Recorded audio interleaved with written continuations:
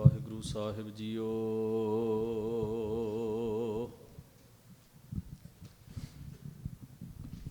ਸਿੱਖੋ ਸ਼ਬਦ ਪਿਆਰਿਓ, ਜਨਮ ਮਰਨ ਕੀ ਟੇਕ।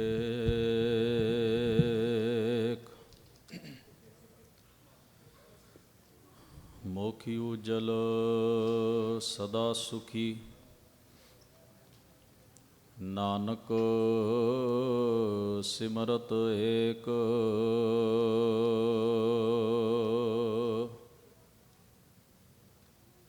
ਸਤਿਗੁਰ ਬਾਣੀ ਪੁਰਖ ਪੁਰਖੋਤਮ,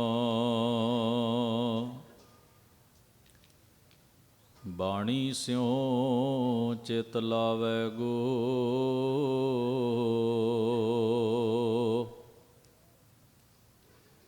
ਗੁਰਬਾਣੀ ਸੁਨਤ ਮੇਰਾ ਮਨ ਦਰਵਿਆ, ਮਨ ਭੀਨਾ ਨਿਜ ਘਰ ਆਵੈ ਗੋ।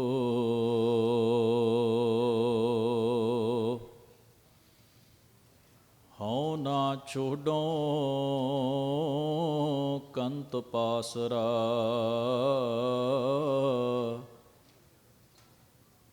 ਸਦਾ ਰੰਗੀਲਾ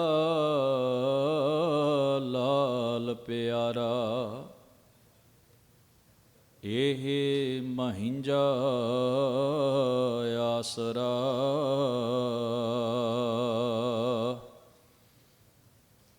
ਸਦਾ ਰੰਗੀਲਾ ਲਾਲ ਪਿਆਰਾ। ਇਹ ਮਹਿੰਜਾ ਆਸਰਾ।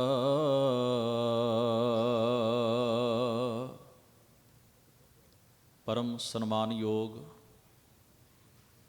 ਦੀਨ ਦੁਨੀ ਦੇ ਮਾਲਕ, ਗਰੀਬ ਨਵਾਜ, ਧੰਨ ਧੰਨ ਗੁਰੂ ਗ੍ਰੰਥ ਸਾਹਿਬ ਸਤਿਗੁਰੂ ਸੱਚੇ ਪਾਤਸ਼ਾਹ ਜੀ ਦੇ ਪਾਵਨ ਦਰਬਾਰ ਦੀਆਂ ਹਾਜ਼ਰੀਆਂ ਭਰ ਰਹੀ ਗੁਰੂ ਸਵਾਰੀ ਸਾਧ ਸੰਗਤ ਜੀਓ, ਅਕਾਲ ਪੁਰਖ ਵਾਹਿਗੁਰੂ ਜੀ ਨੇ ਅਪਾਰ ਬਖਸ਼ਿਸ਼ ਕਿਰਪਾ ਕੀਤੀ ਹੈ। ਸਤ ਸੰਗਤ ਦਾ ਇਹ ਉੱਤਮ ਸਮਾਂ ਆਪਾਂ ਸਭਨਾਂ ਨੂੰ ਬਖਸ਼ਿਸ਼ ਰੂਪ ਵਿੱਚ ਪ੍ਰਾਪਤ ਹੋਇਆ ਹੈ। ਬੜੇ ਪ੍ਰੇਮ ਨਾਲ ਆਪ ਜੀ ਨੇ ਸਤਿਗੁਰੂ ਦੀ ਬਾਣੀ ਦੇ ਪਾਠ ਅਤੇ ਕੀਰਤਨ ਦਾ ਲਾਹਾ ਪ੍ਰਾਪਤ ਕੀਤਾ ਹੈ। ਉਪਰੰਤ ਜੋ ਸਾਡੇ ਸਮਾਜ, ਸਾਡੀ ਕੌਮ ਦੇ ਨਾਲ ਜੁੜੇ ਹੋਏ ਵਿਚਾਰ ਹਨ, ਸਾਡੀ ਅਗਲੇਰੀ ਪੀੜ੍ਹੀ, ਸਾਡੇ ਬੱਚੇ, ਇਸ ਸੰਬੰਧ ਵਿੱਚ ਆਪ ਜੀ ਨੇ ਛੋਟੇ ਜਿਹੇ ਬੱਚੇ ਪਾਸੋਂ ਅਤੇ ਹੋਰ ਸ਼ਖਸੀਅਤਾਂ ਪਾਸੋਂ ਵਿਚਾਰ ਸਰਵਣ ਕੀਤੇ ਨੇ। ਸੋ ਆਓ ਆਪਾਂ ਸਤਿਗੁਰੂ ਦੀ ਪਾਵਨ ਬਾਣੀ ਦੀ ਵਿਚਾਰ ਨਾਲ ਸਾਂਝ ਬਣਾਉਣ ਦਾ ਯਤਨ ਕਰੀਏ। ਸਭ ਤੋਂ ਪਹਿਲਾਂ ਦਸਮੇਸ਼ ਪਿਤਾ ਜੀ ਦੀ ਬਖਸ਼ੀ ਹੋਈ ਮੁਬਾਰਕ ਫਤਿਹ ਬੁਲੰਦ ਆਵਾਜ਼ ਵਿੱਚ ਸਾਂਝੀ ਕਰੀਏ। ਆਖੋ ਜੀ, ਵਾਹਿਗੁਰੂ ਜੀ ਕਾ ਖਾਲਸਾ, ਵਾਹਿਗੁਰੂ ਜੀ ਕੀ ਫਤਿਹ। ਸਿੱਖ ਲਈ ਇਸ ਸੰਸਾਰ ਦੇ ਅੰਦਰ ਸਭ ਤੋਂ ਪ੍ਰਥਮ, ਸਭ ਤੋਂ ਉੱਤਮ ਦਰਜਾ ਹੈ ਸਤਿਗੁਰੂ ਦੀ ਪਾਵਨ ਬਾਣੀ ਦਾ। ਮੈਂ ਗੁਰਬਾਣੀ ਆਧਾਰ ਹੈ, ਗੁਰਬਾਣੀ ਲਾਗ ਰਹਾਉ। ਸਿੱਖ ਦੀ ਸੁਰਤ ਵਿੱਚ ਵੀ ਗੁਰਬਾਣੀ ਦਾ ਦਰਜਾ ਪ੍ਰਥਮ ਹੈ ਅਤੇ ਸਿੱਖਾਂ ਦੇ ਆਪਣੇ ਕੌਮੀ ਅਦਾਰਿਆਂ ਵਿੱਚ ਵੀ, ਸਾਡੇ ਸਮਾਜ ਵਿੱਚ ਵੀ ਗੁਰਬਾਣੀ ਦਾ ਦਰਜਾ ਪ੍ਰਥਮ ਹੈ। ਇਸ ਦਾ ਭਾਵ ਇਹ ਹੈ, ਪੰਚਾਂ ਕਾ ਗੁਰ ਏਕ ਧਿਆਨ, ਕਿ ਸਿੱਖ ਦੀ ਸੁਰਤ ਦਾ ਕੇਂਦਰ ਬਿੰਦੂ ਸ਼ਬਦ ਹੈ। ਸਿੱਖ ਕਿਸੇ ਸ਼ਖਸੀਅਤ ਨਾਲ ਨਹੀਂ ਜੁੜਦਾ, ਕਿਸੇ ਕਰਮ ਕਾਂਡ ਨਾਲ ਨਹੀਂ ਜੁੜਦਾ। ਸਿੱਖ ਇੱਕ ਅਕਾਲ ਪੁਰਖ ਪਰਮੇਸ਼ਰ ਵਾਹਿਗੁਰੂ ਤੋਂ ਬਿਨਾਂ, ਸ਼ਬਦ ਦੇ ਪਰਚੇ ਤੋਂ ਬਿਨਾਂ ਕਿਸੇ ਹੋਰ ਚੀਜ਼ ਵਿੱਚ ਆਪਣੇ ਚਿੱਤ ਨੂੰ ਨਹੀਂ ਜੋੜਦਾ। ਸਵਾਲ ਇਹ ਹੈ ਕਿ ਗੁਰਬਾਣੀ ਦਾ ਦਰਜਾ ਇੰਨਾ ਪ੍ਰਥਮ ਤੇ ਉੱਚਾ ਕਿਵੇਂ ਹੈ? ਸਿੱਖ ਦਾ ਵਿਸ਼ਵਾਸ ਹੈ ਔਰ ਖੁਦ ਗੁਰੂ ਗ੍ਰੰਥ ਸਾਹਿਬ ਮਹਾਰਾਜ ਦੀ ਪਾਵਨ ਬਾਣੀ ਵਿੱਚ ਇਸ ਵਿਚਾਰ ਦੀ ਪ੍ਰੋੜਤਾ ਹੈ ਕਿ ਗੁਰਬਾਣੀ ਸਤਿਗੁਰਾਂ ਦਾ ਆਤਮਿਕ ਜੀਵਨ ਹੈ। ਜਿਹਾ ਡਿਠਾ ਮੈਂ ਤੇਹੋ ਕਹਿਆ, ਤਿਸ ਰਸ ਆਇਆ ਜਿਨ ਭੇਦ ਲਹਿਆ। ਹਉ ਆਪੋਂ ਬੋਲ ਨਾ ਜਾਣਦਾ, ਮੈਂ ਕਹਿਆ ਸਭ ਹੁਕਮਾਓ ਜੀਓ। ਗੁਰਬਾਣੀ ਰਚਣ ਵਾਲੇ ਮਹਾਂਪੁਰਖਾਂ ਨੇ ਆਪਣੀ ਸ਼ੁੱਧ ਆਤਮਾ ਦੇ ਵਿੱਚੋਂ, ਪਵਿੱਤਰ ਮਨ ਦੇ ਵਿੱਚੋਂ, ਉਜਲੀ ਸੁਰਤ ਦੇ ਵਿੱਚੋਂ ਜੋ ਸੰਸਾਰ ਦੇ ਭਲੇ ਲਈ ਬਚਨ ਆਖੇ ਹਨ, ਉਹ ਵਾਹਿਗੁਰੂ ਦੀ ਇਬਾਦਤ ਤੇ ਵਾਹਿਗੁਰੂ ਦੀ ਭੈ ਭਾਵਨੀ ਦੇ ਬੋਲ ਜਦੋਂ ਉਹਨਾਂ ਨੇ ਅੱਖਰਾਂ ਦਾ ਪਹਿਰਾਵਾ ਪਹਿਨਿਆ ਤਾਂ ਉਹ ਬਾਣੀ ਦੇ ਰੂਪ ਵਿੱਚ ਸਾਡੇ ਸਾਹਮਣੇ ਆਏ। ਬਾਣੀ ਉਚਰੈ ਸਾਧ ਜਨ, ਅਮਿਓ ਚੱਲੈ ਚਰਨੇ। ਹਾਲਾਂਕਿ ਅਸੀਂ ਇਸ ਪੰਕਤੀ ਨੂੰ ਪ੍ਰਚਾਰਕਾਂ 'ਤੇ ਹੀ ਢੁਕਾਉਂਦੇ ਰਹੇ ਵੀ ਇਹ ਜਿਹੜੀ ਬਾਣੀ ਉਚਾਰਦੇ ਨੇ ਇਹ ਅੰਮ੍ਰਿਤ ਦੇ ਝਰਨੇ ਹਨ। ਐਸਾ ਨਹੀਂ ਹੈ। ਕਿਹੜੇ ਸਾਧ ਜਨ ਬਾਣੀ ਉਚਾਰਦੇ ਨੇ? ਜਿਨ੍ਹਾਂ ਦੀ ਬਾਣੀ ਗੁਰੂ ਗ੍ਰੰਥ ਸਾਹਿਬ ਵਿੱਚ ਦਰਜ ਹੈ। ਅੰਮ੍ਰਿਤ ਦਾ ਚਸ਼ਮਾ ਗੁਰੂ ਗ੍ਰੰਥ ਸਾਹਿਬ ਦੀ ਬਾਣੀ ਹੈ। ਆਪਾਂ ਉਹਨੂੰ ਆਪਣੀ ਆਪਣੀ ਮਤ ਬੁੱਧ ਦੇ ਚੌਖਟੇ ਵਿੱਚ ਰੱਖ ਕੇ ਐਕਸਪਲੇਨ ਕਰਦੇ ਹਾਂ, ਉਸ ਦੀ ਵਿਚਾਰ ਕਰਦੇ ਹਾਂ। ਸਾਡੇ ਕਥਨ ਵਿੱਚ ਊਣਤਾਈਆਂ ਹੋ ਸਕਦੀਆਂ ਹਨ, ਕਿਉਂਕਿ ਸਾਡਾ ਦਾਇਰਾ ਕਬੀਰ ਜੀ ਵਰਗਾ ਨਹੀਂ ਹੈ, ਭਗਤ ਰਵਿਦਾਸ ਜੀ ਵਰਗਾ ਨਹੀਂ ਹੈ, ਗੁਰੂ ਨਾਨਕ ਸਾਹਿਬ ਜੀ ਵਰਗਾ ਨਹੀਂ ਹੈ। ਪਰ ਜਿਨ੍ਹਾਂ ਨੇ ਰਸਤਾ ਤਿਆਰ ਕੀਤਾ ਹੈ, ਜਿਨ੍ਹਾਂ ਨੇ ਇਹ ਬਾਣੀ ਉਚਾਰਨ ਕੀਤੀ ਹੈ, ਉਹ ਮੁਕੰਮਲ ਹਨ। ਇਸ ਕਰਕੇ ਉਹਨਾਂ ਦੀ ਬਾਣੀ ਅੰਮ੍ਰਿਤ ਹੈ ਤੇ ਉਚਾਰਨ ਵਾਲੇ ਉਹੀ ਸਾਧ ਪੁਰਖ ਹਨ। ਆਪਾਂ ਤੇ ਦੌੜ ਵਿੱਚ ਹਾਂ, ਸਫ਼ਰ ਵਿੱਚ ਹਾਂ। ਗਰੀਬ ਨਵਾਜ਼ ਸਤਿਗੁਰੂ ਮਹਾਰਾਜ ਨੇ ਇਸ ਕਰਕੇ ਬਾਣੀ ਨੂੰ ਪ੍ਰਥਮ ਦਰਜਾ ਦਿੱਤਾ ਕਿ ਗੁਰੂ ਤੱਕ ਪਹੁੰਚਣ ਦਾ ਇੱਕੋ ਹੀ ਰਸਤਾ ਹੈ, ਉਹ ਸਤਿਗੁਰੂ ਦੇ ਸ਼ਬਦ ਦੀ ਕਮਾਈ, ਗੁਰੂ ਉਪਦੇਸ਼ ਦੀ ਵਿਚਾਰ। ਸਤਿਗੁਰੂ ਦੇ ਉਪਦੇਸ਼ ਮੁਤਾਬਕ ਆਪਣੀ ਸੁਰਤ ਨੂੰ, ਆਪਣੇ ਮਨ ਨੂੰ ਘੜ ਲੈਣਾ। ਹੁਣ ਸਿੱਖਾਂ ਦੇ ਅੰਦਰ ਇੱਕ ਦੂਜਾ ਦਰਜਾ ਵੀ ਹੈ, ਉਹ ਹੈ ਤਾਰੀਖ ਦਾ। ਪਰਸਨੈਲਿਟੀ ਦਾ ਦਰਜਾ ਦੂਜਾ ਹੈ, ਸ਼ਬਦ ਦਾ ਦਰਜਾ ਪਹਿਲਾ ਹੈ। ਚੇਤੇ ਵਿੱਚ ਰੱਖੋ, ਕਈ ਮਜ਼ਹਬ ਉਹਨਾਂ ਦੇ ਵਿੱਚ ਪਰਸਨੈਲਿਟੀ ਦਾ ਦਰਜਾ ਪਹਿਲਾ ਹੈ ਤੇ ਸ਼ਬਦ ਦਾ ਦਰਜਾ ਦੂਜਾ ਹੈ। ਇਸ ਕਰਕੇ ਸ਼ਬਦ ਨੂੰ ਤੋਲਣ ਤੋਂ ਪਹਿਲਾਂ ਤੁਹਾਨੂੰ ਪਰਸਨੈਲਿਟੀ ਤੋਲਣੀ ਪਏਗੀ। ਕਿਸੇ ਵੀ ਪਰਸਨੈਲਿਟੀ ਨੂੰ ਜੱਜ ਕਰਨ ਵਾਸਤੇ ਹਰ ਸਮਾਜ ਦੇ ਆਪਣੇ ਆਪਣੇ ਦਾਇਰੇ ਹੁੰਦੇ ਨੇ, ਹਰ ਇੱਕ ਦਾ ਆਪਣਾ ਪੈਮਾਨਾ ਹੈ। ਗੁਰੂ ਸਾਹਿਬ ਨੇ ਸਾਨੂੰ ਕੀ ਆਖਿਆ ਵੀ ਭਾਵੇਂ ਤੇਰਾ ਕਿਸੇ ਨਾਲ ਪਰਸਨੈਲਿਟੀ ਕਲੈਸ਼ ਹੋਵੇ, ਜਦੋਂ ਗੱਲ ਸ਼ਬਦ ਦੀ ਹੋਵੇ, ਜਦੋਂ ਸਤਿਗੁਰੂ ਦੇ ਉਪਦੇਸ਼ ਦੀ ਹੋਵੇ, ਉਦੋਂ ਇਹਨਾਂ ਸਾਰੀਆਂ ਚੀਜ਼ਾਂ ਤੋਂ ਉੱਪਰ ਉੱਠ ਜਾਣਾ ਹੈ।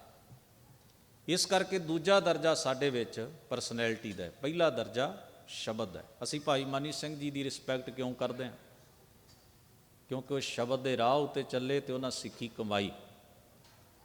ਅਸੀਂ ਭਾਈ ਗੁਰਦਾਸ ਜੀ ਦਾ ਸਤਿਕਾਰ, ਉਹਨਾਂ ਦਾ ਨਾਂ ਭਾਈ ਗੁਰਦਾਸ ਹੋਣ ਕਰਕੇ ਨਹੀਂ ਕਰਦੇ।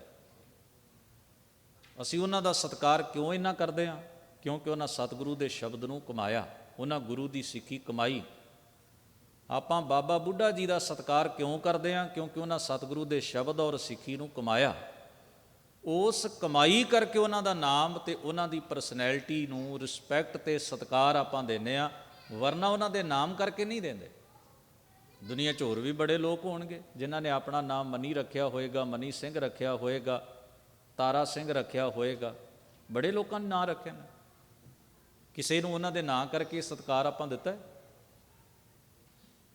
ਇਹਦਾ ਭਾਵ ਹੈ ਕਿ ਉਹ ਸ਼ਖਸੀਅਤ ਜਿਹੜੀ ਗੁਰੂ ਸ਼ਬਦ ਮੁਤਾਬਕ ਢਲ ਜਾਂਦੀ ਹੈ ਔਰ ਸ਼ਬਦ ਵਿੱਚੋਂ ਜਿਹੜਾ ਕਰੈਕਟਰ ਡਿਵੈਲਪ ਹੁੰਦਾ ਹੈ, ਉਹਨੂੰ ਅਸੀਂ ਗੁਰੂ ਦਾ ਜਾਣ ਕੇ ਉਹਦੀ ਰਿਸਪੈਕਟ ਤੇ ਉਹਦਾ ਸਤਿਕਾਰ ਔਰ ਉਹਦਾ ਆਦਰ ਕਰਦੇ। ਫਿਰ ਵੀ ਅਸੀਂ ਉਹਨਾਂ ਨੂੰ ਸ਼ਬਦ ਵਾਲਾ ਰੁਤਬਾ ਨਹੀਂ ਦਿੰਦੇ। ਗੁਰੂ ਦਾ ਰੁਤਬਾ ਗੁਰੂ ਦਾ ਹੈ, ਸਿੱਖ ਦਾ ਰੁਤਬਾ ਸਿੱਖ ਦਾ ਹੈ। ਰਾਹ ਭਾਵੇਂ ਮੰਜ਼ਲ ਨਾਲ ਜੁੜਿਆ ਹੁੰਦਾ ਹੈ, ਪਰ ਮੰਜ਼ਲ ਤੇ ਰਾਹ ਇੱਕ ਹੋ ਕੇ ਵੀ ਦੂਜੇ ਨਾਲੋਂ ਥੋੜ੍ਹਾ ਥੋੜ੍ਹਾ ਵੱਖਰੇਵਾਂ ਰੱਖਦੇ ਨੇ। ਰਾਹ ਮੰਜ਼ਲ ਤੱਕ ਲੈ ਕੇ ਜਾਂਦਾ, ਪਰ ਰਸਤਾ ਮੰਜ਼ਲ ਨਹੀਂ ਹੁੰਦਾ।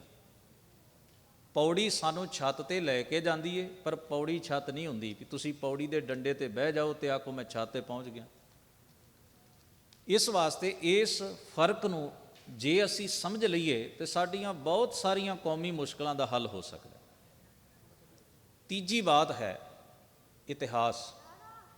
ਇਤਿਹਾਸ ਉਹਨਾਂ ਪਰਸਨੈਲਿਟੀਆਂ ਦਾ, ਉਹਨਾਂ ਸ਼ਖਸੀਅਤਾਂ ਦਾ ਜਿਨ੍ਹਾਂ ਨੇ ਗੁਰੂ ਸ਼ਬਦ ਨੂੰ ਕਮਾਇਆ ਹੈ, ਗੁਰੂ ਦੀ ਸਿੱਖਿਆ ਨੂੰ ਜੀਵਿਆ ਹੈ, ਗੁਰੂ ਦੇ ਰਾਹ ਤੇ ਚੱਲੇ ਹਨ, ਗੁਰੂ ਦੀ ਮੱਤ ਨੂੰ ਅਡਾਪਟ ਕੀਤਾ ਹੈ, ਆਪਣੀ ਕਰਨੀ ਨੂੰ ਗੁਰੂ ਮੁਤਾਬਕ ਕਰ ਲਿਆ। ਉਹਨਾਂ ਨੇ ਜੀਵਨ ਵਿੱਚ ਜੋ ਵਿਹਾਰ ਕੀਤਾ ਉਹ ਸਾਡਾ ਇਤਿਹਾਸ ਬਣਿਆ। ਉਹ ਸਾਡਾ ਇਤਿਹਾਸ ਹੈ, ਉਹਦੇ ਉੱਤੇ ਅਸੀਂ ਮਾਣ ਕਰਦੇ ਹਾਂ, ਕਿਉਂਕਿ ਜਿਸ ਦੇ ਅੰਦਰ ਗੁਰੂ ਹੈ ਉਹ ਸਾਰੇ ਕਰਮ ਵੀ ਗੁਰੂ ਨੂੰ ਸਮਰਪਿਤ ਕਰੇ, ਉਸ ਦਾ ਸਮੁੱਚਾ ਜੀਵਨ ਗੁਰੂ ਦੇ ਅਕੋਰਡਿੰਗ ਹੋਏ। ਸੋ ਉਹ ਜਿਵੇਂ ਜੀਂਦਾ ਹੈ ਉਹਦਾ ਸਾਰੇ ਦਾ ਸਾਰਾ ਉਹ ਜੀਵਨ ਜਿਹੜਾ ਉਹ ਸਾਡੀ ਵਿਰਾਸਤ ਹੁੰਦਾ ਹੈ, ਸਾਡਾ ਇਤਿਹਾਸ ਹੁੰਦਾ ਹੈ। ਅਸੀਂ ਉਹਦੀ ਪਰਸਨੈਲਿਟੀ ਜਿੰਨਾ ਹੀ ਪਿਆਰ ਉਹਦੇ ਇਤਿਹਾਸ ਨੂੰ ਕਰਦੇ ਹਾਂ। ਤਾਂ ਅਸੀਂ ਭਾਈ ਮਨੀ ਸਿੰਘ ਜੀ ਨੂੰ ਇਤਿਹਾਸ ਕਰਕੇ ਜਾਣਦੇ ਹਾਂ, ਅਸੀਂ ਭਾਈ ਤਾਰੂ ਸਿੰਘ ਜੀ ਨੂੰ ਉਹਨਾਂ ਦੀ ਕਰਨੀ ਜੋ ਇਤਿਹਾਸ ਵਿੱਚ ਦਰਜ ਹੈ ਉੱਥੋਂ ਪੜ੍ਹ ਕੇ ਜਾਣਦੇ ਹਾਂ ਕਿ ਭਾਈ ਸਾਹਿਬ ਜੀ ਇਹੋ ਜਿਹੇ ਸਨ, ਭਾਈ ਗੁਰਦਾਸ ਜੀ ਇਹੋ ਜਿਹੇ ਸਨ, ਭਾਈ ਮੰਝ ਜੀ ਇਹੋ ਜਿਹੇ ਸਨ। ਜਿੰਨੇ ਵੀ ਗੁਰਸਿੱਖਾਂ ਦੇ ਨਾਂ ਆਪਾਂ ਲਏ ਤਾਂ ਇਹ ਸਟੈਪ ਨੇ। ਜਦੋਂ ਅਸੀਂ ਇਹਨਾਂ ਨੂੰ ਲੜੀਵਾਰ ਇੱਕ ਲੜੀ ਵਿੱਚ ਪਰੋਣ ਜੋਗਰੇ ਹੋ ਗਏ, ਜਦੋਂ ਅਸੀਂ ਇਹਨਾਂ ਦਾ ਰੁਤਬਾ ਸਮਝ ਲਿਆ ਵੀ ਸਾਡੇ ਵਿੱਚ ਗੁਰਬਾਣੀ ਦਾ ਰੁਤਬਾ ਕੀ ਹੈ, ਗੁਰਬਾਣੀ ਦੇ ਅਕੋਰਡਿੰਗ ਚੱਲਣ ਵਾਲੀਆਂ ਸ਼ਖਸੀਅਤਾਂ ਦਾ ਰੁਤਬਾ ਕੀ ਹੈ, ਫਿਰ ਉਹਨਾਂ ਦੁਆਰਾ ਜੀਵੇ ਜੀਵਨ ਇਤਿਹਾਸ ਦਾ ਰੁਤਬਾ ਕੀ ਹੈ, ਕਿਸੇ ਕਿਸਮ ਦੀ ਉਲਝਣ ਰਹੇਗੀ ਨਹੀਂ, ਕੋਈ ਕਨਫਿਊਜ਼ਨ ਹੀ ਨਹੀਂ। ਬੜਾ ਸੌਖਾ ਮਾਰਗ ਹੈ। ਤੋ ਇਹ ਤਿੰਨੇ ਹੀ ਸਾਡੇ ਲਈ ਪ੍ਰੇਰਣਾ ਸਰੋਤ ਹੁੰਦੇ ਨੇ, ਗੁਰਬਾਣੀ, ਮਹਾਨ ਗੁਰਸਿੱਖ, ਮਹਾਨ ਲੋਕ, ਔਰ ਤੀਜੀ ਚੀਜ਼ ਉਹਨਾਂ ਦਾ ਜੀਵਨ, ਇਤਿਹਾਸ, ਬਿਰਤਾਂਤ। ਇਹ ਸਾਡੇ ਲਈ ਤਿੰਨੇ ਹੀ ਬੜਾ ਅਹਿਮ ਰੁਤਬਾ ਰੱਖਦੇ ਨੇ। ਗੁਰਬਾਣੀ ਕੁਦਰਤ ਦਾ, ਕਾਦਰ ਦਾ ਪਰਮ ਸੱਚ ਹੈ। ਇਤਿਹਾਸ ਉਹਨਾਂ ਨੂੰ ਜੀਣ ਵਾਲਿਆਂ ਦੇ ਵਿੱਚੋਂ ਜੋ ਪ੍ਰਗਟ ਹੋਇਆ ਹੈ ਉਹ ਚੀਜ਼ ਹੈ। ਇੱਕ ਹੋਰ ਬੇਨਤੀ ਕਰਦੇ ਹਾਂ, ਇਤਿਹਾਸ ਲਿਖਣ ਵਿੱਚ ਕੋਈ ਮਨੁੱਖ ਗਲਤੀ ਕਰ ਸਕਦਾ। ਬੜੇ ਚਿਰ ਦੀ ਬਾਤ ਹੈ, ਇੱਕ ਸੱਜਣ ਨੇ ਪ੍ਰਸ਼ਨ ਕੀਤਾ ਸੀ ਜੀ, ਗੁਰੂ ਨਾਨਕ ਸਾਹਿਬ ਦੇ ਇਤਿਹਾਸ ਤੇ ਤਾਂ ਪਤਾ ਨਹੀਂ ਹਜ਼ਾਰਾਂ ਹੀ ਲੋਕਾਂ ਨੇ ਆਪਣੀ ਕਲਮ ਨਾਲ ਸੇਵਾ ਕੀਤੀ ਹੈ, ਅਸੀਂ ਕਿਹਨੂੰ ਪੜ੍ਹੀਏ?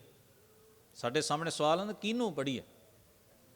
ਗੁਰੂ ਗੋਬਿੰਦ ਸਿੰਘ ਸਾਹਿਬ ਦਾ ਜੀਵਨ ਪੜ੍ਹਨਾ ਹੋਵੇ ਤੇ ਕਿਹਦਾ ਪੜ੍ਹੀਏ? ਕਿਸੇ ਇੱਕ ਦਾ ਲਿਖਿਆ ਹੋਵੇ ਤਾਂ ਪੜ੍ਹੀਏ, ਪਰ ਇੰਨੇ ਲਿਖੇ ਨੇ, ਕੋਈ ਕੁਝ ਲਿਖਦਾ ਜੀ, ਕੋਈ ਕੁਝ ਲਿਖਦਾ ਜੀ। ਹੁਣ ਇਹ ਕਨਫਿਊਜ਼ਨ ਜਦੋਂ ਸਾਡੇ ਸਾਹਮਣੇ ਆਉਂਦੀ, ਜਾਂ ਆਪਾਂ ਕਈ ਵਾਰ ਕਹਿੰਦੇ ਨਾ ਵੀ ਆਹ ਪ੍ਰਚਾਰਕ ਨੇ ਆਹ ਸੁਣਾਈ, ਦੂਜੇ ਨੇ ਆਹ ਸੁਣਾਈ, ਤੀਜੇ ਨੇ ਉਹ, ਅਸੀਂ ਕਿਹਦੀ ਮੰਨੀਏ? ਨਹੀਂ, ਪ੍ਰਚਾਰਕ ਦੀ ਥੋੜ੍ਹਾ ਮੰਨਣੀ ਹੈ। ਵਾਹਿਗੁਰੂ ਨੇ ਸਾਨੂੰ ਕੰਨ ਦਿੱਤੇ ਨੇ ਸੁਣਨ ਵਾਸਤੇ ਤੇ ਬੁੱਧੀ ਦਿੱਤੀ ਹੈ ਵਿਚਾਰ ਕਰਨ ਵਾਸਤੇ। ਜਿਵੇਂ ਚਾਹ ਪੁਣਦੇ ਹੋ ਨਾ, ਚਾਹ ਪੂਣੀ ਰੱਖ ਕੇ ਵਿਚਾਰ ਨੂੰ ਸੁਣੋ, ਵਿਚਾਰ ਨੂੰ ਪੜ੍ਹੋ, ਗੁਰੂ ਦੀ ਬਾਣੀ ਤੇ ਟੇਕ ਰੱਖ ਕੇ ਉਹਨੂੰ ਪੁਣ ਲਓ, ਨਿਤਾਰਾ ਹੋ ਜਾਏਗਾ। ਸਤਿਗੁਰੂ ਮਹਾਰਾਜ ਦੀ ਸ਼ਾਨ ਜਾਂ ਸਾਡੇ ਮਹਾਨ ਪੁਰਖਿਆਂ ਦੀ ਜਿਹੜੀ ਗੱਲ ਸ਼ਾਨ ਵਿੱਚ ਸਹੀ ਹੈ, ਉਹਨਾਂ ਦੇ ਅਦਬ ਵਿੱਚ ਸਹੀ ਹੈ, ਉਹਨੂੰ ਮੰਨ ਲਓ। ਜਿਹੜੀ ਗੁਸਤਾਖੀ ਤੇ ਬੇਅਦਬੀ ਭਰੀ ਹੈ, ਜਿਹੜੀ ਲੱਗਦਾ ਵੀ ਊਣੀ ਹੈ, ਉਹਨਾਂ ਦੀ ਸ਼ਾਨ ਦੇ ਵਿਰੁੱਧ ਜਾਂਦੀ, ਉਹਨੂੰ ਛੱਡ ਦਿਓ। ਫੋਕ ਨੂੰ ਤਿਆਗ ਦੇਣਾ ਹੈ, ਗੁਣ ਨੂੰ ਗ੍ਰਹਿਣ ਕਰ ਲੈਣਾ ਹੈ। ਤਾਂ ਅਸੀਂ ਇੱਕ ਵਾਰ ਆਪਣੇ ਉਸਤਾਦ ਜੀ ਨੂੰ ਇਹ ਗੱਲ ਪੁੱਛੀ ਸੀ ਵੀ ਉਹਨਾਂ ਸਾਨੂੰ ਬੜੀ ਕਮਾਲ ਦੀ ਗੱਲ ਕਹੀ। ਕਹਿੰਦੇ ਇੱਕ ਬੰਦਾ ਡੂੰਘੇ ਟੋਏ ਵਿੱਚ ਖੜਾ ਹੈ, ਉਹ ਮੁਕੰਮਲ ਰੂਪ ਉਹ ਇਹ ਤਾਂ ਦੱਸ ਸਕਦਾ ਵੀ ਖੂਹ 'ਚੋਂ ਜਿੰਨੀ ਕੁ ਉਹਨੂੰ ਬਿਲਡਿੰਗ ਦੀਦੀ ਹੈ ਨਾ, ਉਹ ਦੱਸਦਾ ਵੀ ਆਹ ਬਿਲਡਿੰਗ ਭਾਈ ਬੜੀ ਉੱਚੀ ਹੈ। ਜਿੱਥੋਂ ਤੱਕ ਉਹਦੀ ਨਜ਼ਰ ਜਾਂਦੀ ਉਹ ਦੜਾਉਂਦਾ ਅਤੇ ਉਹ ਕਹਿੰਦਾ ਵੀ ਇੰਨੀ ਉੱਚੀ ਹੈ। ਕਿਸੇ ਨੂੰ 4 ਮੰਜ਼ਲਾਂ ਨਜ਼ਰ ਆਈਆਂ, ਕਿਸੇ ਨੂੰ 6 ਆਈਆਂ, ਕਿਸੇ ਨੂੰ 10 ਆਈਆਂ। ਉਹ ਬਿਲਡਿੰਗ ਦੀ ਛੱਤ ਉੱਤੇ ਕੀ ਪਿਆ ਹੈ ਉਹ ਨੀਵੀਂ ਥਾਂ 'ਤੇ ਖੜਾ ਬੰਦਾ ਦੱਸ ਨਹੀਂ ਸਕਦਾ। ਇਸ ਉਦਾਹਰਨ ਨਾਲ ਉਹਨਾਂ ਨੇ ਗੱਲ ਸਮਝਾਈ। ਕਹਿੰਦੇ ਗੁਰੂ ਮਹਾਰਾਜ ਬੜੇ ਉੱਚੇ ਨੇ, ਸਾਡੇ ਵਿੱਚੋਂ ਕੋਈ 4 ਮੰਜ਼ਲਾਂ ਤੱਕ ਨਜ਼ਰ ਖੜਦਾ ਹੈ, ਕੋਈ 6 ਮੰਜ਼ਲਾਂ ਤੱਕ ਖੜਦਾ ਹੈ। ਪੂਰਨ ਉਚਾਈ ਤੇ ਗੁਰੂ ਆਪ ਹੀ ਜਾਣਦਾ ਹੈ। ਅਸੀਂ ਜਦੋਂ ਆਪਣੀ ਜ਼ਬਾਨ ਤੋਂ ਗੁਰੂ ਬਾਰੇ ਗੱਲ ਕਰਦੇ ਹਾਂ, ਜਾਂ ਕੋਈ ਕਲਮ ਲੈ ਕੇ ਗੁਰੂ ਬਾਰੇ ਲਿਖਦਾ ਹੈ, ਕੋਈ ਵਿਚਾਰ ਦਿੰਦਾ ਹੈ, ਕੋਈ ਆਪਣੇ ਮਨ ਦਾ ਵਲਵਲਾ ਜ਼ਾਹਰ ਕਰਦਾ ਹੈ, ਉਹਨੂੰ ਸੁਣੋ ਤੇ ਫਿਰ ਅੰਦਾਜ਼ਾ ਲਾਓ ਵੀ ਇਹ ਜਿੰਨਾ ਜਾਣਦਾ ਉਹਨਾਂ ਕਹਿ ਦਿੰਦਾ। ਇਹਦੇ ਵਿੱਚ ਇਹਦਾ ਕੀ ਕਸੂਰ ਹੈ? ਜਿੰਨੀ ਇਹਦੀ ਸਮਰੱਥਾ ਇਹਨੇ ਕੱਥ ਲਿਆ। ਕੋਈ ਇਹਦੋਂ ਵੱਡੀ ਸਮਰੱਥਾ ਵਾਲਾ ਆਏਗਾ ਉਹ ਵੱਧ ਦੱਸਦਾ ਹੈਗਾ, ਕੋਈ ਇਹਦੋਂ ਜ਼ਿਆਦਾ ਜਾਣੇਗਾ ਉਹ ਵੱਧ ਦੱਸਦਾ ਹੈਗਾ। ਪਰ ਗੁਰੂ ਕੀ ਹੈ ਇਹ ਤਾਂ ਖੁਦ ਗੁਰੂ ਹੀ ਕਹਿ ਸਕਦਾ ਹੈ। ਕੋਈ ਦੂਜਾ ਹੋਰ ਨਹੀਂ ਜਿਹੜਾ ਗੁਰੂ ਦੀ ਉਚਾਈ ਨੂੰ ਬਿਆਨ ਕਰੇ। ਮੰਨੇ ਕੀ ਗਤ ਕਹੀ ਨਾ ਜਾਏ, ਜੇ ਕੋ ਕਹੈ ਪਿੱਛੇ ਪਛਤਾਏ। ਕਾਗਦ ਕਲਮ ਨਾ ਲਿਖਣ ਹਾਰ, ਮੰਨੇ ਕਾ ਬਹਿ ਕਰਨ ਵਿਚਾਰ। ਐਸਾ ਨਾਮ ਨਿਰੰਜਨ ਹੋਏ, ਜੇ ਕੋ ਮਨ ਜਾਣੈ ਮਨ ਕੋਈ। ਤੋ ਗੁਰੂ ਦੀ ਉਚਾਈ ਤੇ ਗੁਰੂ ਖੁਦ ਹੀ ਜਾਣਦਾ। ਜਿਨ੍ਹਾਂ ਨੇ ਇੰਨੀ ਸਿੱਖੀ ਕਮਾਈ ਹੈ ਨਾ, ਆਪਾਂ ਤੇ ਸਾਰੇ ਨਿੱਕੀ ਨਿੱਕੀ ਗੱਲ ਤੇ ਦਾਅਵਾ ਕਰਨ ਲੱਗ ਜਾਂਦੇ ਹਾਂ। ਕਮਾਲ ਦੀ ਗੱਲ ਹੈ, ਭਾਈ ਗੁਰਦਾਸ ਜੀ ਵਰਗੇ ਮਹਾਨ ਗੁਰਸਿੱਖ ਉਹ ਖੁਦ ਕਥਦੇ ਨੇ, ਖੁਦ ਕਹਿੰਦੇ ਨੇ। ਈਵਨ ਤੁਸੀਂ ਭਾਈ ਗੁਰਦਾਸ ਜੀ ਤੋਂ ਵੀ ਉੱਚੀ ਸ਼ਖਸੀਅਤ ਗੁਰੂ ਰਾਮਦਾਸ ਮਹਾਰਾਜ ਦੇ ਬੋਲ ਪੜ੍ਹ ਲਓ। ਧੰਨ ਗੁਰੂ ਰਾਮਦਾਸ ਮਹਾਰਾਜ ਕੀ ਕਹਿੰਦੇ ਨੇ? ਤਵ, ਤਵ ਦਾ ਮਤਲਬ ਹੈ ਤੇਰੇ, ਤੇਰੇ ਮੈਂ ਕਿਹੜੇ ਕਿਹੜੇ ਗੁਣ ਕਥਨ ਕਰਾਂ। ਤੇ ਇੱਕ ਸ਼ਬਦ ਉਹਨਾਂ ਨੇ ਵਰਤਿਆ ਜਿਹੜਾ ਮੈਨੂੰ ਜ਼ਿਆਦਾ ਟੁੰਬਦਾ, ਉਹ ਕਹਿੰਦੇ ਨੇ ਜਬ ਗੁਰ ਬੋਲਾਂ ਤਬ ਬਿਸਮ ਹੋਏ ਜਾਏ।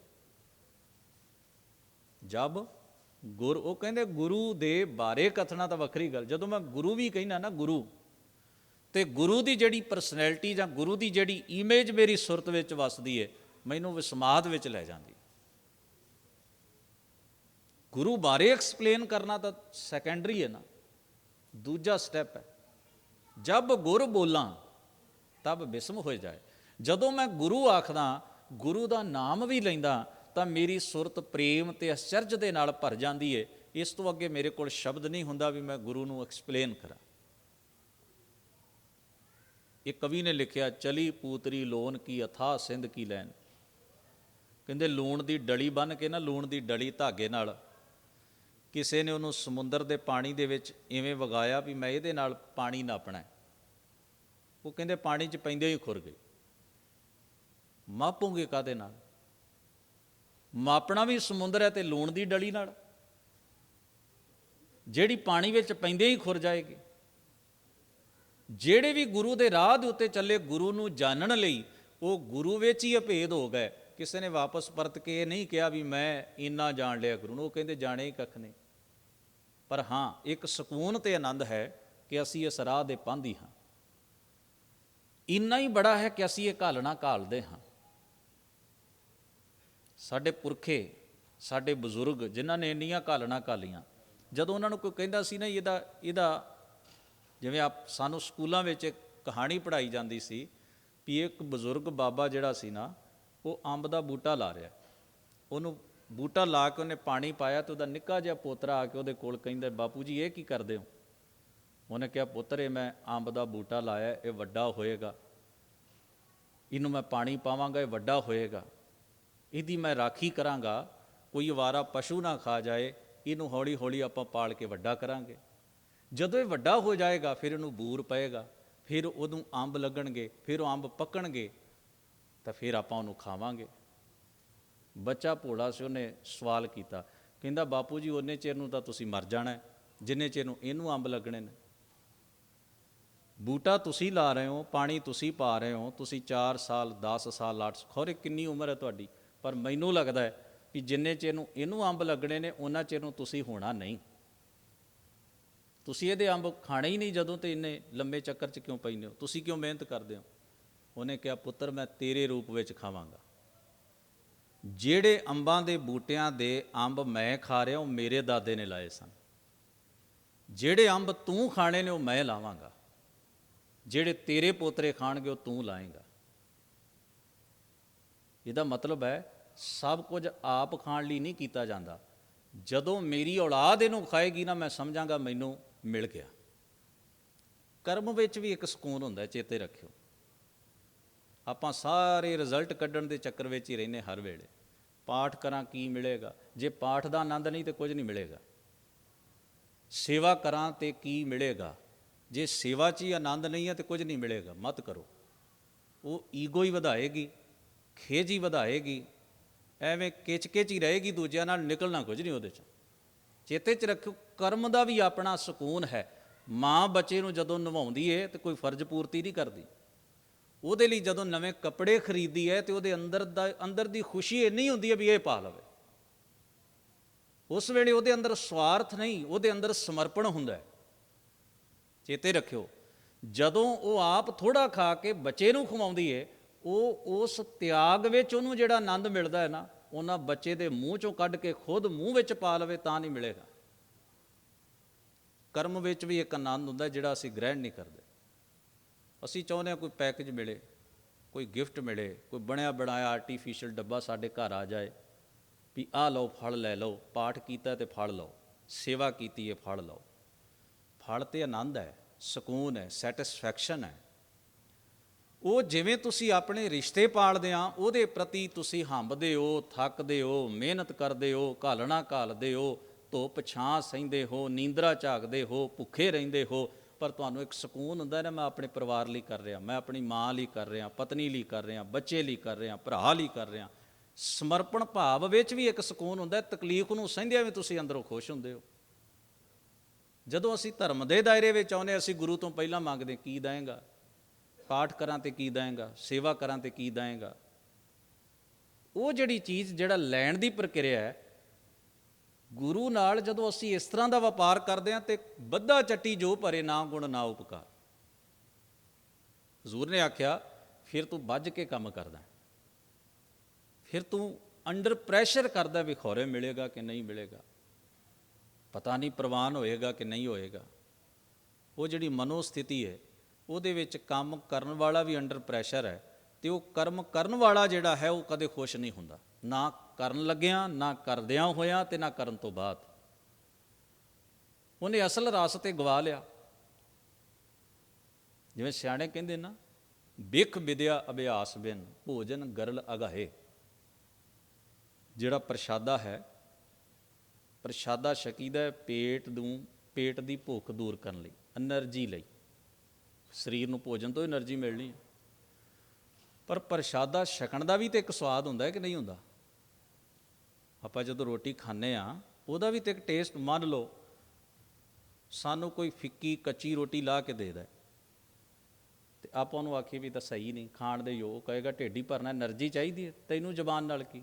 ਆਪਾਂ ਕਹਿੰਦੇ ਨਹੀਂ, ਸਵਾਦ ਵੀ ਤਾਂ ਲੱਗੇ ਨਾ, ਇਵੇਂ ਜ਼ਹਿਰ ਥੋੜ੍ਹਾ ਖਾ ਲੈਣਾ। ਰੋਟੀ ਕਾਹਦੇ ਲਈ ਖਾਂਦੇ ਹਾਂ? ਸਰੀਰ ਨੂੰ ਐਨਰਜੀ ਮਿਲੇ, ਪਰ ਉਹਦਾ ਵੀ ਤੁਸੀਂ ਟੇਸਟ ਲੈਂਦੇ ਹੋ। ਜਿਹੜੀ ਚੀਜ਼ ਵਿੱਚ ਟੇਸਟ ਨਹੀਂ, ਉਹਨੂੰ ਤੁਸੀਂ ਗ੍ਰਹਿਣ ਨਹੀਂ ਕਰਦੇ, ਭਾਵੇਂ ਐਨਰਜੀ ਉਹਦੇ ਤੋਂ ਵੀ ਬਥੇਰੀ ਮਿਲਦੀ ਹੈ। ਹੋ ਸਕਦਾ ਜ਼ੁਬਾਨ ਨੂੰ ਟੇਸਟ ਨਾ ਹੋਵੇ। ਫਿਰ ਜਦੋਂ ਅਸੀਂ ਕੋਈ ਨੇਕ ਕੰਮ ਕਰਦੇ ਹਾਂ, ਜੇ ਅਸੀਂ ਕਰਮ ਦਾ ਟੇਸਟ ਨਹੀਂ ਲੈਂਦੇ, ਇਹੀ ਧਿਆਨ ਰੱਖਦੇ ਹਾਂ ਕਿ ਇਹਦਾ ਰਿਜ਼ਲਟ ਕੀ ਹੋਏਗਾ, ਸਾਨੂੰ ਕੀ ਮਿਲੇਗਾ, ਤਾਂ ਉਹ ਬੇਸਵਾਦ ਦਾ ਕੰਮ ਅਸੀਂ ਕਿਵੇਂ ਦਾ ਕਰਾਂਗੇ, ਆਪ ਸੋਚ ਕੇ ਵੇਖੋ। ਤਾਂ ਇੱਕ ਭੋਜਨ ਹੁੰਦਾ, ਸਵਾਦ ਭੋਜਨ ਵੀ ਹੋਵੇ, ਜੇ ਤੁਸੀਂ ਉਹਨੂੰ ਚੇਤਦੇ ਨਹੀਂ, ਪ੍ਰੋਪਰ ਢੰਗ ਨਾਲ ਉਸ ਨੂੰ ਚਬਾਉਂਦੇ ਨਹੀਂ, ਤਾਂ ਇਹ ਤਾਂ ਆਪਾਂ ਸਾਰੇ ਹੀ ਜਾਣਦੇ ਵੀ ਉਹ ਪੇਟ ਦੀ ਖਰਾਬੀ ਅਤੇ ਬਦਹਜ਼ਮੀ ਦਾ ਕਾਰਨ ਹੀ ਬਣਦਾ ਹੈ, ਮਿਹਦੇ ਦਾ ਰੋਗ ਬਣਦਾ ਹੈ। ਉਹ ਜਿਹੜਾ ਕੰਮ ਦੰਦਾਂ ਨੇ ਕਰਨਾ, ਉਹ ਸਾਡੇ ਢਿੱਡ ਨੂੰ ਕਰਨਾ ਪੈਂਦਾ। ਅਸੀਂ ਜਿਹੜੀ ਜੋਬ ਦੰਦਾਂ ਤੋਂ ਲੈਣੀ ਸੀ, ਉਹ ਅਸੀਂ ਪੇਟ ਨੂੰ ਸੌਂਪ ਦਿੱਤੀ ਵੀ ਤੈਨੂੰ ਇੱਕ ਹੋਰ ਜੋਬ ਦੇ ਦਿੱਤੀ। ਠੀਕ ਹੈ ਨਾ ਜੀ? ਹੁਣ ਖਰਾਬੀ ਕਿਹਦੀ ਸੀ? ਵੀ ਪਹਿਲੀ ਡਿਊਟੀ ਦੰਦਾਂ ਨੇ ਕਰਨੀ ਸੀ, ਉਹਨਾਂ ਤੋਂ ਲਈ ਨਹੀਂ, ਉਹਨਾਂ ਨੂੰ ਵਿਹਲੇ ਛੱਡ ਦਿੱਤਾ ਵੀ ਤੂੰ ਆਪਣਾ ਹੀ ਹੈ, ਕੋਈ ਨਹੀਂ, ਅਤੇ ਪੇਟ ਨੂੰ ਉਹ ਜੋਬ ਵੀ ਦੇ ਦਿੱਤੀ। ਹੁਣ ਉਹਨੂੰ ਕਿਹਾ ਵਿਦਵਾਨ ਜਨਾਂ ਨੇ, ਭੋਜਨ ਕਰ ਲਗਾਏ, ਵੀ ਤੂੰ ਤਾਂ ਉਹਨੂੰ ਨਿਗਲਿਆ ਹੈ, ਅਤੇ ਜਿਹੜਾ ਨਿਗਲਿਆ ਹੈ ਉਹ ਰਿਐਕਸ਼ਨ ਕਰੇਗਾ, ਉਹ ਤੈਨੂੰ ਦੱਸੇਗਾ।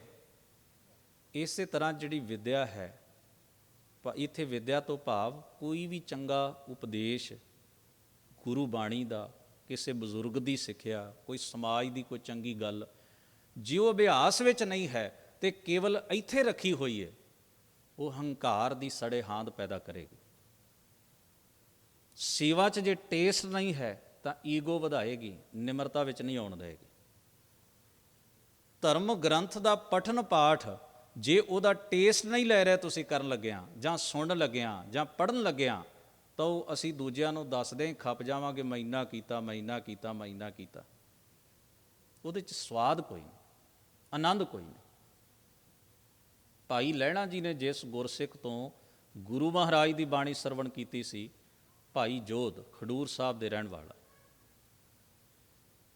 ਜੇ ਭਲਾ ਉਹ ਸਾਡੇ ਵਾਂਗ ਜਿਵੇਂ ਅਸੀਂ ਕਰਦੇ ਹਾਂ, ਮਿੰਡ ਕਰ ਲੈਂਦਾ, ਅਤੇ ਭਾਈ ਲਹਿਣਾ ਸਮਝ ਲੈਂਦਾ ਵੀ ਇਹ ਕੀ ਆਂਦਾ ਹੈ। ਬੰਦਾ ਪਾਠ ਕਰ ਰਿਹਾ, ਇੰਨੀ ਰੂਹ ਨਾਲ ਉਹ ਇੱਕ ਪੌੜੀ ਨੂੰ ਬਾਰ-ਬਾਰ ਪੜ੍ਹ ਰਿਹਾ, ਉਹਨੂੰ ਖੌਰੇ ਕੀ ਆਨੰਦ ਅਤੇ ਕੀ ਸਵਾਦ ਆਉਂਦਾ। ਜਿਤ ਸੇਵਿਆ ਸੁਖ ਪਾਈਐ, ਸੋ ਸਾਹਿਬ ਸਦਾ ਸੰਭਾਲੀਐ, ਜਿਤ ਕੀਤਾ ਪਾਈਐ ਆਪਣਾ, ਸਾ ਘਾਲ ਬੁਰੀ ਕਿਉਂ ਘਾਲੀਐ, ਮੰਦਾ ਮੂਲ ਨਾ ਕੀਚਈ, ਦੇ ਲੰਮੀ ਨਦਰ ਨਿਹਾਲੀਐ, ਜਿਉ ਸਾਹਿਬ ਨਾਲ ਨਾ ਹਾਰੀਐ, ਤੇ ਵੇਹਾ ਪਾਸਾ ਢਾਲੀਐ, ਕਿਛ ਲਾਹੇ ਉੱਪਰ ਘਾਲੀਐ। ਉਹਨੂੰ ਉਹ ਇਸ ਗੱਲ ਤੋਂ ਬੇਖਬਰ ਸੀ ਵੀ ਮੇਰੀ ਕੋਈ ਸੁਣਦਾ ਵੀ ਹੈ, ਉਹ ਤਾਂ ਖੁਦ ਨੂੰ ਸੁਣਾ ਰਿਹਾ। ਇਹ ਤਾਂ ਲੈਸਨ ਹੈ, ਪਾਠ। ਗੁਰੂ ਨੇ ਲੈਸਨ ਦਿੱਤਾ ਹੈ, ਸਿੱਖ ਨੇ ਉਹਨੂੰ ਪੜ੍ਹਨਾ ਹੈ, ਸਿੱਖ ਨੇ ਉਹਨੂੰ ਯਾਦ ਕਰਨਾ ਹੈ। ਉਹ ਆਪਣੇ ਆਪ ਲਈ ਪੜ੍ਹ ਰਿਹਾ, ਉਹਦੇ ਵਿੱਚ ਉਹ ਕਿਸੇ ਦੀ ਇਨਵੋਲਵਮੈਂਟ ਨਹੀਂ, ਉਹਦੀ ਖੁਦ ਦੀ ਇਨਵੋਲਵਮੈਂਟ ਹੈ, ਸੈਲਫ ਇਨਵੋਲਵਮੈਂਟ। ਗੁਰਬਾਣੀ ਹੈ ਹੀ ਸੈਲਫ ਇਨਵੋਲਵਮੈਂਟ। ਜੇ ਅਸੀਂ ਵਿੱਚ ਸ਼ਾਮਲ ਨਹੀਂ ਹਾਂ, ਮੈਂ ਵਿੱਚ ਇਨਵੋਲਵ ਨਹੀਂ ਹਾਂ, ਕੌਣ ਪੜ੍ਹ ਗਿਆ ਪੜ੍ਹਨ ਵਾਲੇ ਨੂੰ ਵੀ ਪਤਾ ਨਹੀਂ, ਕੌਣ ਸੁਣ ਗਿਆ ਸੁਣਨ ਵਾਲੇ ਨੂੰ ਵੀ ਪਤਾ ਨਹੀਂ। ਉਹ ਜਿਹੜੀ ਇਨਵੋਲਵਮੈਂਟ ਹੈ, ਉਹ ਜਿਹੜੀ ਸ਼ਮੂਲੀਅਤ ਹੈ ਉਸ ਦੀ ਖੁਦ ਦੀ, ਉਹਦੇ ਉੱਤੇ ਅਸਰ ਹੋਏਗਾ ਗੁਰੂ ਦੀ ਬਾਣੀ ਦਾ, ਗੁਰੂ ਦੇ ਸ਼ਬਦ ਦਾ। ਸਤਿਗੁਰੂ ਸੱਚੇ ਪਾਤਸ਼ਾਹ ਦੀ ਬਾਣੀ ਨੂੰ ਇੰਨੇ ਪ੍ਰੇਮ ਤੇ ਇੰਨੇ ਵਿਰਾਗ ਨਾਲ ਉਹ ਪੜ੍ਹ ਰਹੇ ਸਨ। ਭਾਈ ਲਹਿਣਾ ਜੀ ਨੇ ਉਹਨੂੰ ਬੜੀ ਇਕਾਗਰਤਾ ਨਾਲ ਸੁਣਿਆ। ਬੜੀ ਸਧਾਰਨ ਲਹਿਜੇ ਦੀ ਬਾਣੀ ਹੈ, ਕੋਈ ਡਿਫੀਕਲਟ ਵਰਡ ਨਹੀਂ, ਕੋਈ ਔਖਾ ਸ਼ਬਦ ਨਹੀਂ ਜਿਹਦੇ ਲਈ ਡਿਕਸ਼ਨਰੀ ਖੋਲ੍ਹਣੀ ਪਵੇ। ਸਿੱਧੀ ਸਿੱਧੀ ਗੱਲ ਸੀ ਤੇ ਸਮਝ ਆ ਰਹੀ ਸੀ ਵੀ ਭਾਈ ਜੋਧ ਕੀ ਪੜ੍ਹ ਰਿਹਾ। ਭਾਈ ਲਹਿਣੇ ਨੇ ਸੁਣਿਆ। ਖੂਹ 'ਤੇ ਇਸ਼ਨਾਨ ਕਰਨ ਵਾਸਤੇ ਭਾਈ ਜੋਧ ਆਇਆ। ਖੂਹ 'ਤੇ ਇਸ਼ਨਾਨ, ਪੁਰਾਣੇ ਸਟਰਕਚਰ ਸੀ ਪਿੰਡਾਂ ਦਾ। ਸਵੇਰੇ ਵੇਲੇ ਪਹਿਲੋਂ ਮਰਦ ਜਾਂਦੇ ਸਨ ਇਸ਼ਨਾਨ ਪਾਣੀ ਕਰਕੇ, ਫਿਰ ਜਦੋਂ ਦਿਨ ਚੜ੍ਹ ਜਾਂਦਾ ਸੀ ਫਿਰ ਔਰਤਾਂ ਖੂਹ 'ਤੇ ਜਾਂਦੀਆਂ ਸਨ। ਇੱਕ ਤਹਿਜ਼ੀਬ ਸੀ ਪਿੰਡਾਂ ਦੀ, ਇੱਕ ਤਹਿਜ਼ੀਬ ਸੀ। ਔਰਤਾਂ ਖੂਹ 'ਤੇ ਹਨ, ਬੰਦਾ ਨਹੀਂ ਜਾਏਗਾ। ਜਦੋਂ ਉਹਨਾਂ ਨੇ ਆਪਣਾ ਕੰਮ ਨਿਬੇੜ ਲਿਆ, ਇੱਕ ਵਕਤ ਮਿਥਿਆ ਸੀ ਪਿੰਡ ਨੇ ਇੱਕ ਸਾਂਝੇ ਰੂਪ 'ਚ, ਲੋਕਾਂ ਦੀ ਇੱਕ ਤਹਿਜ਼ੀਬ ਸੀ ਜਿਹਦਾ ਉਹ ਪਾਲਣ ਕਰਦੇ ਸਨ। ਇਸ ਕਰਕੇ ਸਾਰੇ ਪਿੰਡ ਦੇ ਵਿੱਚ ਇੱਕ ਭਾਈਚਾਰਕ ਸਾਂਝ ਹੈ। ਤੋ ਸਵੇਰ ਦਾ ਵਕਤ ਸੀ, ਸਾਰੇ ਮਰਦ ਖੂਹ 'ਤੇ ਇਸ਼ਨਾਨ ਕਰਨ ਜਾਂਦੇ ਸਨ। ਉੱਥੇ ਭਾਈ ਜੋਧ ਜਦੋਂ ਬਾਣੀ ਦਾ ਵਾਕ ਪੜ੍ਹ ਰਿਹਾ ਹੈ, ਇਹ ਕੋਈ ਗੁਸਤਾਖੀ ਨਹੀਂ ਸੀ ਵੀ ਉਹ ਇਸ਼ਨਾਨ ਕਰਦਿਆਂ ਬਾਣੀ ਪੜ੍ਹਦਾ। ਇਹ ਉਹਦੀ ਰੂਹ ਦੀ ਖੁਰਾਕ, ਉਹ ਪੜ੍ਹਦਾ। ਇਹ ਉਹਦਾ ਤੇ ਗੁਰੂ ਦਾ ਰਿਲੇਸ਼ਨ ਹੈ। ਮੈਂ ਵਿੱਚ ਕੌਣ ਹਾਂ, ਤੁਸੀਂ ਵਿੱਚ ਕੌਣ ਹੋ। ਇਸ ਕਰਕੇ ਜਿਹੜਾ ਇਹ ਰਿਲੇਸ਼ਨ ਹੈ ਗੁਰੂ ਦੇ ਨਾਲ, ਉਹਨੂੰ ਫੋਲੋ ਕਰਦਾ, ਉਹਨੂੰ ਸਮਰਪਿਤ ਹੈ। ਭਾਈ ਲਹਿਣਾ ਜੀ ਨੇ ਜਦੋਂ ਵਾਕ ਸੁਣੇ ਤੇ ਉਹਨਾਂ ਦੇ ਮਨ 'ਤੇ ਅਸਰ ਅੰਦਾਜ਼ ਹੋਏ। ਉਹੀ ਨਹੀਂ, ਭਾਈ ਜੋਧ ਦੀ ਆਪਣੀ ਰਹਿਣੀ ਵੀ ਉਹਦੇ ਉੱਤੇ ਅਸਰ, ਕਿਉਂਕਿ ਉਹ ਵੀ ਉਸੇ ਨਗਰ ਦਾ ਹੀ ਰਹਿਣ ਵਾਲਾ ਹੈ। ਤੋ ਗਰੀਬ ਨਵਾਜ਼ ਸਤਿਗੁਰੂ ਸੱਚੇ ਪਾਤਸ਼ਾਹ ਜੀ ਦੀ ਨੇੜਤਾ ਜਿਹੜੀ ਉਹ ਬਾਣੀ ਦੇ ਰਾਹੀਂ ਹੋਈ। ਭਾਈ ਲਹਿਣਾ ਜੀ ਨੇੜੇ ਹੋਏ ਗੁਰੂ ਦੇ, ਗੁਰੂ ਉਪਦੇਸ਼ ਰਾਹੀਂ, ਤੇ ਉਪਦੇਸ਼ ਦੇਣ ਵਾਲੇ ਦੀ ਜਦੋਂ ਸੋਭਤ ਮਾਣੀ ਤੇ ਮੁਕੰਮਲ ਹੋ ਗਿਆ ਕਾਰਜ। ਸਾਧ ਮਿਲੈ ਸਿੱਧ ਪਾਈਐ, ਕੇਹ ਜੋਗ ਕੇ ਭੋਗ, ਦੂਹ ਮਿਲ ਕਾਰਜ ਉਪਜੈ ਰਾਮ ਨਾਮ ਸੰਜੋਗ। ਤੋ ਗਰੀਬ ਨਵਾਜ਼ ਮਹਾਰਾਜ ਨੇ ਸਾਨੂੰ ਜੋ ਇਹ ਬਖਸ਼ਿਸ਼ ਦਿੱਤੀ ਹੈ ਗੁਰਬਾਣੀ, ਫਿਰ ਇਸ ਬਾਣੀ ਨੂੰ ਕਮਾਉਣ ਵਾਲੇ, ਉਚਾਰਨ ਵਾਲੇ ਉਹ ਮਹਾਨ ਸਤਿਪੁਰਖ, ਉਹਨਾਂ ਨੇ ਜੋ ਸਧਾਰਨ ਜੀਵਨ ਵਿੱਚ ਜੀਵਿਆ ਔਰ ਵੱਡੀਆਂ ਕਰਨੀਆਂ ਕੀਤੀਆਂ, ਉਹ ਇਤਿਹਾਸ, ਇਹ ਸਾਡੇ ਲਈ ਬੜੀਆਂ ਇੰਪੋਰਟੈਂਟ, ਬੜੀਆਂ ਮਹੱਤਵਪੂਰਨ ਵਸਤੂਆਂ ਹਨ। ਇਹਨਾਂ ਸਭਨਾਂ ਦਾਤਾਂ ਨੂੰ ਅਸੀਂ ਜੀ ਜਾਨ ਨਾਲ ਸੰਭਾਲਣ ਦਾ ਯਤਨ ਕਰੀਏ। ਗਰੀਬ ਨਵਾਜ਼ ਮਿਹਰ ਕਰਨ, ਸਾਡੇ ਮਨਾਂ ਵਿੱਚ ਸਤਿਗੁਰਾਂ ਦਾ ਪਿਆਰ, ਗੁਰਬਾਣੀ ਦੀ ਸਿੱਖਿਆ ਅਤੇ ਆਪਣੇ ਮਹਾਨ ਪੁਰਖਿਆਂ ਦੀ ਸ਼ਖਸੀਅਤ ਦਾ ਆਦਰ ਜਿਹੜਾ ਉਹ ਪੈਦਾ ਹੋਵੇ। ਆਪ ਸਾਰੀ ਸੰਗਤ ਦਾ ਤਹਿ ਦਿਲੋਂ ਧੰਨਵਾਦ। ਭੁੱਲ ਚੁੱਕ ਦੀ ਖਿਮਾ ਅਦਬ ਸਹਿਤ ਗੁਰੂ ਫਤਿਹ ਨਾਲ ਸਾਂਝ ਬਣਾਓ। ਵਾਹਿਗੁਰੂ ਜੀ ਕਾ ਖਾਲਸਾ, ਵਾਹਿਗੁਰੂ ਜੀ ਕੀ ਫਤਿਹ।